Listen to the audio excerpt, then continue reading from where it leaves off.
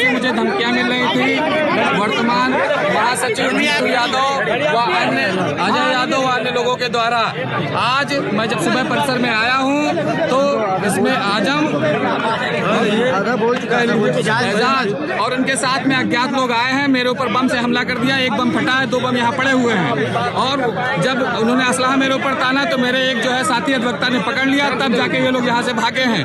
परिसर में असलाह लेके, बारूद लेके, सुरक्षा व्यवस्था होने के बावजूद यहाँ पर इस तरह के लोग घुसे हैं और गुंडई की है और मेरे साथ जानलेवा हमला किया है। घटनाएं पहले भी होती रही हैं, उसके बावजूद शासन प्रशासन के द्वारा कोई भी कदम नहीं उठाया गया, इसीलिए पूरे प्रदेश में अधिवक्ताओं की हत्या होती रही है। ठीक है, ये होता रहा है। इस तरह की गंदगी इस पर से साफ होना चाहिए और तत्काल अभियुक्तों की गिरफ्तारी होनी चाहिए, अन्यथा हम लोग अनिश्चितकालीन धरने बैठेंगे। मुझे व्यक्तिगत सुरक्षा चाहिए।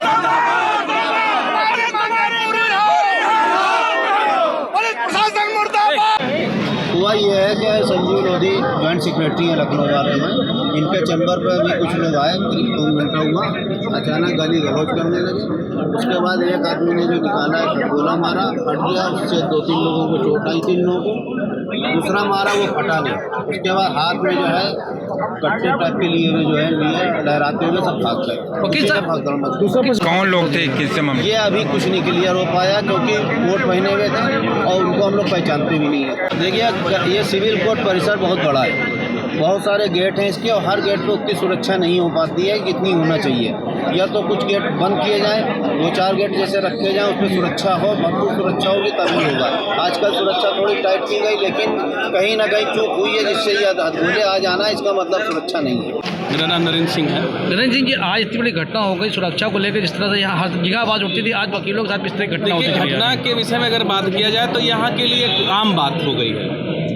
ये बड़ी घटना का जो नाम आप दे रहे हैं तो ये बड़ी घटना नहीं, यहाँ के लिए आम बात है। आए दिन इस तरह की घटनाएं होती हैं और हमारे चारों गेट पर जो है पुलिस का पहरा लगा दिया गया है, कोई चीज़ अंदर नहीं आ सकती है, मशीनें हैं, स्कैनिंग होता है, फिर भी इस तरह की घटनाएं जो हो रही हैं, पिस्तौल और बम इस तरह के जो आ रहे हैं, इसके पीछे कहीं ना कहीं शासन प्रशासन या पुलिस प्रशासन मिला हुआ है। उन्हीं के सहयोग से ही सारी चीज़ें आ पाती हैं। अगर ये 4 पॉइंट्स हैं, अगर यहाँ से नहीं आती तो आखिर आती कहाँ से है ना? ये जांच का विषय है, इस पर शासन और प्रशासन को सख्त होना चाहिए और जो भी 4 गेट हैं इनका पहरा और मजबूत करना चाहिए। सबसे बड़ी चीज़ है कि जिला न्यायाधीश का सबसे बड़ा काम है कि मॉनिटरिंग करना। वो तो लाल बिल्डिंग में रहते हैं, यहाँ से कम 200 मीटर दूर, जहाँ से इनका कोई मतलब नहीं रहता, वो कभी आते भी नहीं हैं, उनकी कोर्ट भी यहाँ नहीं लगती है और उन्हीं के, क्योंकि वो इस पूरे कैंपस के कस्टोडियन हैं, वो कोई भी जिम्मेदारी अपनी निभाने से दूर हटते हैं। तो कहीं ना कहीं यहाँ पर जिला न्यायाधीश भी इसके लिए पूरी तरह से जिम्मेदार हैं, उनको जिम्मेदारी लेनी पड़ेगी इस तरह की कोई भी घटना घटे। सिक्योरिटी बीच में बैठी रहती है गेट पर, तो वो मजबूत नहीं है, या तो वो कोने पे बैठ के मोबाइल चलाते हैं या बात करते हैं। आज इतना बड़ा हादसा हो गया है। देखिए, मॉनिटरिंग अगर बराबर होती रहे तो ना तो कोई मोबाइल चलाएगा, ना तो कोई कोने में बैठेगा। वो जानते हैं कि हमारा मुखिया निकम्मा है तो कर्मचारी तो निकम्मा अपने आप ही हो जाएगा। चाहे वो प्रदेश लेवल की सरकार हो, चाहे स्थानीय लेवल का प्रशासन हो, पूरी तरह से निकम्मा हो चुका है, बिल्कुल आंख मूंद चुके हैं और सिर्फ धन उगाही में लगे हुए हैं। जहां पर दलाली का मसला होता है, ये लोग जाकर के अपनी नजरें गड़ा देते हैं। जहां धन नहीं मिलता है उसे कोई मतलब नहीं, चाहे अधिवक्ता मरे, चाहे पर कोई भी आकर के पैरोकार मरे, इनसे कोई मतलब नहीं। पूरी तरह से जिम्मेदारी हमारे जनपद न्यायाधीश को लेनी पड़ेगी, क्योंकि इस पूरे कैंपस के कस्टोडियन जनपद न्यायाधीश महोदय हैं।